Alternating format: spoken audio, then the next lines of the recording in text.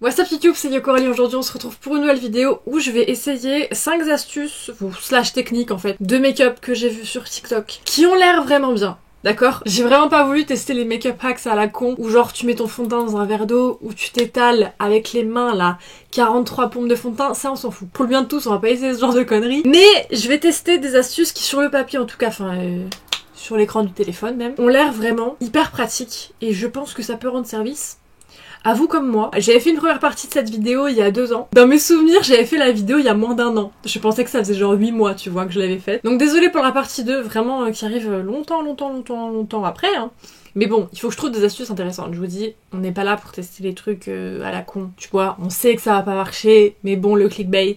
Non, on va tester des vraies astuces. Je vous jure qu'il y en a l'air très bien. Je ne vous permets pas de juger le projet de vie que j'ai là de mettre 53 pinces sur mon crâne. J'ai eu un élan. J'en mets toujours une de chaque avant de me maquiller pour avoir les cheveux protégés. Aujourd'hui, j'étais dans ma lancée, j'étais prête à quasiment toutes les mettre. Donc pourquoi pas.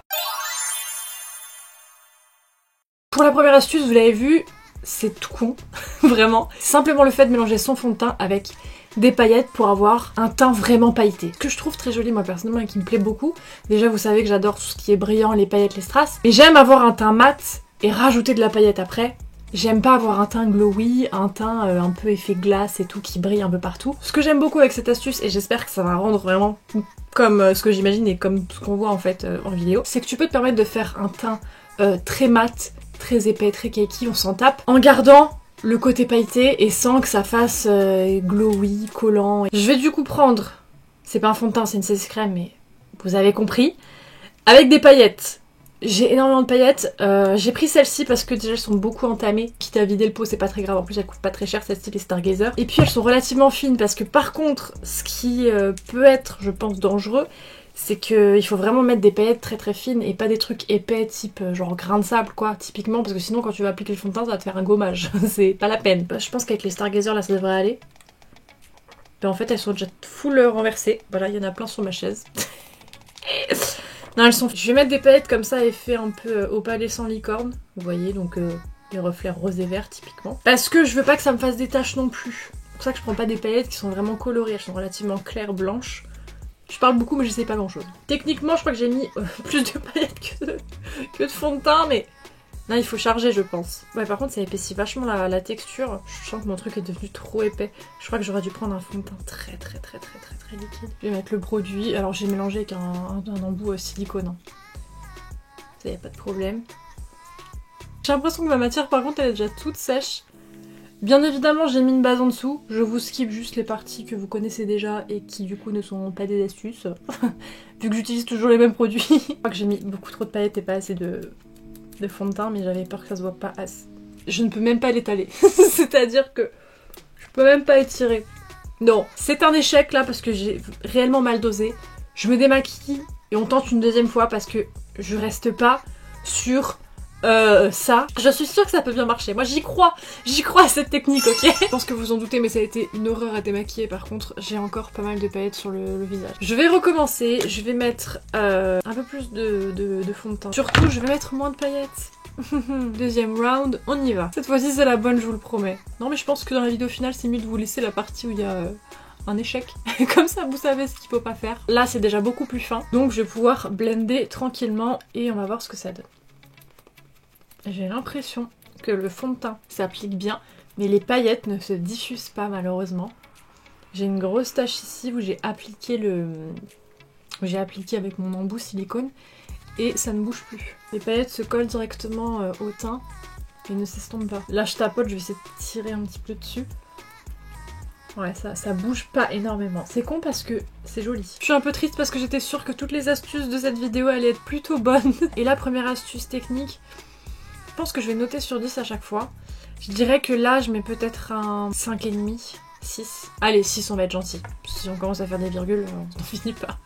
Je vais mettre un 6 sur 10. J'aime bien le concept, c'est joli. Ça pique pas hyper bien. Avec des paillettes encore plus fines, ça fonctionnerait peut-être encore mieux. Deuxième technique, il s'agit tout simplement de venir coller directement son blush avec son correcteur. Son anti-cerne. En fait, on va venir faire des petits points ou des petits traits, ça dépend des personnes sur TikTok, mais ça vient au même. À l'intérieur du cerne, hop, de l'anti-cerne, et vers l'extérieur du blush. Et alors à chaque fois, sur toutes les vidéos que j'ai vues, c'est c'est magnifique. Et pour le coup, je pense que de 1, ça peut faire gagner du temps. Et de 2, quand tu sais pas forcément trop où placer ton blush, comment machin, là c'est vraiment tout simple quoi. Tout se fond, en tout cas de ce qu'on voit, hein, de manière propre quoi. Et ce que je vais faire pour faire justement cet effet dégradé, si jamais vous n'avez pas 50 teintes de blush liquide, je vais mélanger d'avance sur ma main avec mon anti-cerne pour que ça me fasse une teinte de transition, enfin pour dégrader en gros entre l'anti-cerne et le blush. En soi je pense qu'on n'est pas forcément obligé de le faire parce que dans tous les cas on va tout blender ensemble. Mais vas-y, j'ai envie de faire les points comme sur les vidéos avec les petits dégradés. On va mettre un peu d'anti-cerne là. Je vais mélanger un peu d'anti-cerne sur ma main avec ce blush là. Ça nous fait, vous l'avez compris, notre tâche suivante. Et je vais prendre le blush pur pour faire la fin. J'ai pas envie de blender, j'ai envie de rester comme ça. On dirait des petites pétales de fleurs. Là je suis en train de me dire que avec des liners ça pourrait être très mignon. Là je commence par blender l'anti-cerne à l'intérieur sans toucher encore aux autres couleurs. Donc je le fais des deux côtés parce que sinon si je commence à faire la suite, bah là j'aurai le cerne tout rose. Voilà. Et ensuite du coup je continue. Et ça se fait vraiment tout seul. Hein. Je serais quand même tentée, moi personnellement, de rajouter un peu de blush. J'aurais dû faire peut-être un dernier point en plus. Mais franchement, l'astuce, elle est toute bête. Ça te fait gagner du temps quand tu te maquilles. Et au moins, t'as pas à réfléchir à où est-ce que tu fous ton blush ou quoi. Non, franchement, c'est cool. Cette astuce, je la noterais, je pense, 8 sur 10. On passe au make-up des yeux, je vais tester 2 astuces. La première, elle paye pas de mine comme ça. Mais je pense que ça peut être très pratique quand t'as la flemme et que tu veux faire d'autres trucs. Je vous explique. On va venir faire un espèce de cut crease en partant du contouring de son nez en fait. Je vais déjà faire le contouring de mon nez, j'en ai mis un petit peu ici. J'ai fait le reste de mon teint et tout. D'ailleurs du coup vous pouvez voir qu'on voit toujours les paillettes au travers. Hein. J'ai avancé dans le make-up mais franchement on les voit toujours. On les voit beaucoup. Bref, je vais prendre mon petit duo de contour. Je vais déjà prendre ma teinte la plus claire parce que sur le TikTok, elle utilise 2 voire 3 teintes, il me semble, pour faire ce truc, ce look. Donc je vais pas mélanger les 2 teintes comme d'habitude. Pour mon nez, je vais en prendre qu'une seule. Je fais déjà le long de l'arête du nez de chaque côté. Je vais reconnecter un petit peu en bas. Et là, je vais venir ramener ça sur ma paupière. Comme c'est un petit duo de contouring, faut plus insister que si c'était vraiment des fards paupières parce que bah, forcément c'est moins pigmenté que genre des pigments pressés et tout. J'insiste pas mal, après c'est évidemment faisable avec une palette de fard neutre. Hein. D'ailleurs dans le TikTok elle fait ça avec du bronzer. Vous savez que j'aime pas le bronzer. Ensuite je vais prendre la teinte en dessous, donc plus foncée. Je sais pas si ça sera suffisant d'ailleurs, je pense que je vais prendre une palette de fard à paupières. Pas un autre petit truc de contour à côté de moi. Je vais prendre ce duo là de chez Kaleidos, comme ça là j'ai une couleur encore plus foncée. Je vais prendre dans ça. Alors ce que je vais faire, parce que du coup j'ai trop de contours maintenant au niveau du nez, je vais estomper. Et surtout je vais prendre une houppette et je vais remettre ma poudre, définir mon nez. De toute façon je trouve que c'est vraiment le plus satisfaisant. Et c'est ce qui rend plus fin et plus propre le contouring du nez, c'est toujours de remettre du blanc entre guillemets, enfin de la poudre claire. Je vais garder toujours ma poudre pour le teint et là je vais venir du coup faire mon cut crease en fait. Et sur la vidéo elle fait aussi un petit liner, je vais le faire mais moi c'était surtout pour cette partie là. La partie extérieure je m'en fous un peu parce que dans tous les cas je fais un liner au feutre. Mais bon on va le faire avec les fards quand même. En vrai ça c'est une technique qui est vachement utilisée par les drags. J'ai déjà fait ce type de make-up avec des couleurs, jamais version neutre contouring. Et je sais que c'est assez particulier. Les quelques fois où je l'ai fait en vidéo, je sais qu'à chaque fois c'était très mitigé. Parce que c'est assez particulier de faire du fard à paupières en contouring. Là, vu que c'est couleur neutre, du coup vous voyez ce que ça peut donner. Je vais peut-être m'incliner. Là, je pense que vous voyez mieux. Peut-être encore un petit peu foncé ici, parce que j'ai vachement insisté là. Mais dans l'idée, ça fait une bonne base, je trouve, pour faire autre chose, pour faire des liners, pour faire des dessins. Ou même tout seul, si jamais vous voulez quelque chose de simple et de discret, mais qui est pas juste genre, je colorie ma paupière en 2 secondes et puis voilà. Là, ça fait bien net, bien propre et harmonieux avec le teint en fait. Du coup, je vais faire cette partie ici. Je vais pas non plus trop insister, je vais pas mettre de noir ni rien en fard, parce que dans tous les cas, je vais faire mon liner. Je suis désolée, j'ai pris un Magic Pass Disney. C'est vraiment pas pour flex, mais c'est juste que c'est le truc le plus proche à proximité que j'avais en mode carton plastique pour faire ça. D'ailleurs, quand vous faites ce genre de truc et que vous voulez pas forcément mettre de liner, mais vous voulez que ça ressorte encore plus, prenez votre poudre pressée, c'est plus simple qu'une poudre libre, ou un fard à paupières de la couleur de votre teint, voire un petit peu plus clair. Vous passez un petit coup en dessous au pinceau. Je viens tapoter un peu. J'enlève le surplus pour pas avoir 2 grosses taches. Vous voyez, ça ressort encore plus. Deuxième Deuxième astuce pour le make-up des yeux, parce que vous vous doutez bien que j'allais pas rester comme ça. Franchement, j'ai vu le TikTok, je me suis dit, mais Coralie, tu es stupide. Vraiment, tu es conne, c'est pas possible. C'est le truc le plus évident du monde, je vous jure que c'est le truc le plus évident du monde. En fait, on va venir prendre vraiment tout bêtement des cotons-tiges pour faire des fleurs, ou des points d'ailleurs, avec des fards à paupières. Je vous jure que j'ai vu le TikTok, je me suis dit, mais t'es trop con, parce que moi, quand je fais des fleurs ou des points avec des liners à l'eau, j'utilise soit un dotting tool, soit juste le bout d'un pinceau, hop, ça te fait ton point. Sauf que forcément, pour les fards à paupières, ça fonctionne pas, parce que c'est tout lisse. Alors qu'un coton-tige, effectivement, ça fonctionne. Voilà, c'est vraiment le truc le plus bête. Sa vidéo, en plus, elle avait grave percé, elle a grave buzzé avec ça. Alors que je pense qu'on a dû tous se dire, mais on est vraiment con, parce que qu'est-ce que c'est logique et évident. Je savais pas quoi prendre en palette, du coup j'ai sorti des palettes où il y avait que des fards mat, parce que j'ai utilisé que du mat. J'ai pris les palettes Disney Beauty Bay, la Dumbo, et là c'est Alice, je cherchais. Donc je vais faire ça en mat, ça peut fonctionner très bien avec de l'iriser, hein. C'est juste que j'ai envie de faire ça full mat, ok. Donc on va prélever le fard avec le fard à paupières. Le coton-tige.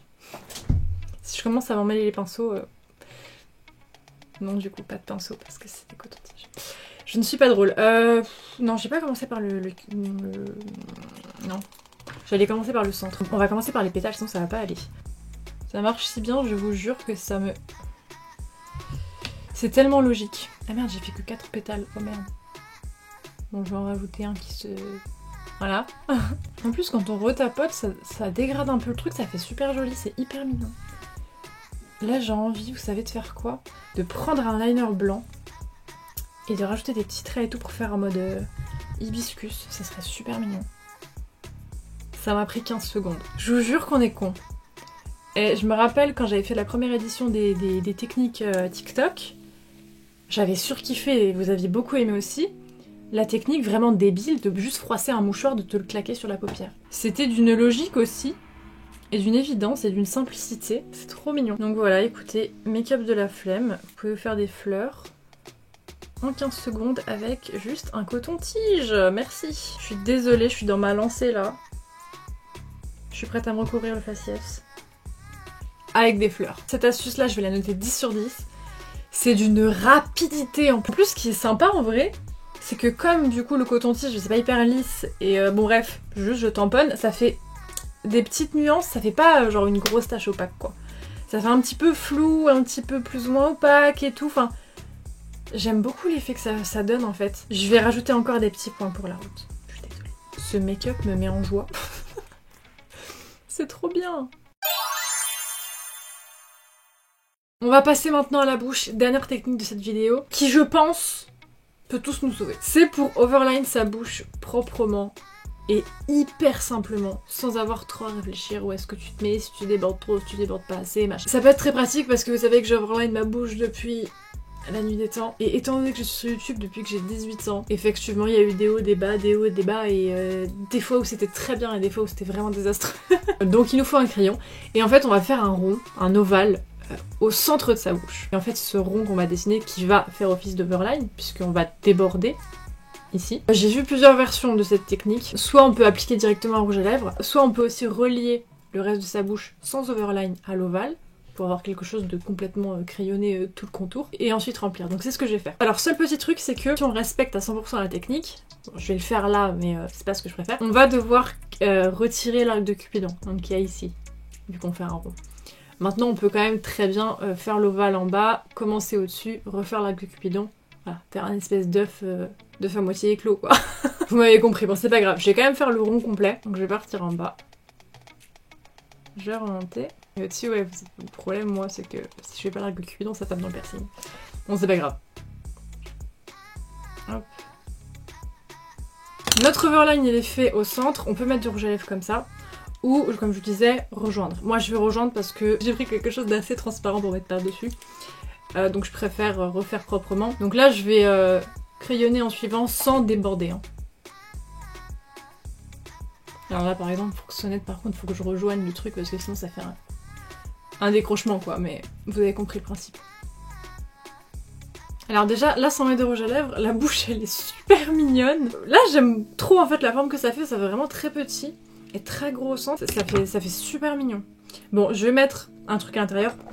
J'ai sorti, vous voyez, les baumes Colourpop Animal Crossing. Ma main est crade, enfin, pas attention. Pour mettre par-dessus. Non, je vais pas prendre celui-là d'ailleurs, je vais prendre l'autre. Je vais prendre le orange. Alors là, si dans les commentaires vous me dites que ma bouche est moche, je vais être trop déçue parce que là, je vais le faire. Oh, je vais le faire tous les jours. Il manque juste l'arc de Cupidon, là, le fait que ma bouche elle soit droite au-dessus, ça me trigger. Mais la forme tellement remplie au centre et fine sur les côtés, ça fait une bouche tellement mignonne. Cette astuce, je vais mettre cette technique, je vais mettre 10 sur 10 je pense. Parce que franchement, c'est absolument magnifique. Si jamais vous voulez overline proprement et vous voulez pas prendre de risques et que voilà, ça marche trop bien. Je vous montre tous les angles pour que vous voyez ce que ça donne. Et je trouve que ça va tellement mieux avec mon visage en plus. À la personne qui a eu cette idée de génie, tu viens de changer ma vie. Voilà pour le make-up. Très contente des découvertes qu'on a faites aujourd'hui. Enfin que moi j'ai faites, peut-être que vous avez déjà vu les TikTok, je sais pas. J'adore mon look. Je pense que la seule astuce où je suis mitigée de cette vidéo, c'est la première. C'est le fond de teint pailleté. Mais franchement, vu le rendu, ça a trop de potentiel. Donc je vais me repencher sur le truc et je vais essayer plusieurs techniques, plusieurs fonds de teint, plusieurs paillettes différentes et tout. Peut-être en faisant ça avec une application au pinceau. Enfin, je vais me repencher dessus parce que je trouve ça dans les dés tellement joli. C'est pas mis de manière homogène, mais j'adore l'effet que ça donne. Mais sinon, franchement, mes astuces faves de cette vidéo, clairement, c'est les cotons-tiges et la bouche. La bouche, chaque jour de ma vie, je vais la faire. Je suis désolée. Dites-moi dans les commentaires quelle est votre astuce préférée de cette vidéo, j'espère que ça aura pu vous aider. J'espère sincèrement qu'il y a des techniques que vous pourrez réutiliser. J'espère que cette vidéo vous aura plu, je vous dis à bientôt pour une prochaine vidéo, et en attendant, bisous. Ah oui, et petit truc, j'ai oublié de le dire au moment voulu, mais bon, c'est pas grave. J'ai remodifié les petits encarts collaboration commerciale parce que vous avez kiffé, mais certaines personnes m'ont dit à juste titre que c'était un peu gros et un peu confus parce qu'il y avait beaucoup de trucs écrits. Donc j'ai raccourci le truc, vous avez vu, c'est écrit produit offert, c'est plus petit, pour qu'on puisse le voir mais que ça prenne pas non plus une grosse place sur l'écran, parce que je comprends que c'est un peu chiant d'avoir un encart tout le temps. Donc voilà, je l'ai un petit peu réduit, et j'ai retiré mon pavé, parce que bon, on s'en tape. C'est vrai que j'avais voulu beaucoup détailler, du coup c'était un petit peu long, mais bon on a compris. Bisous!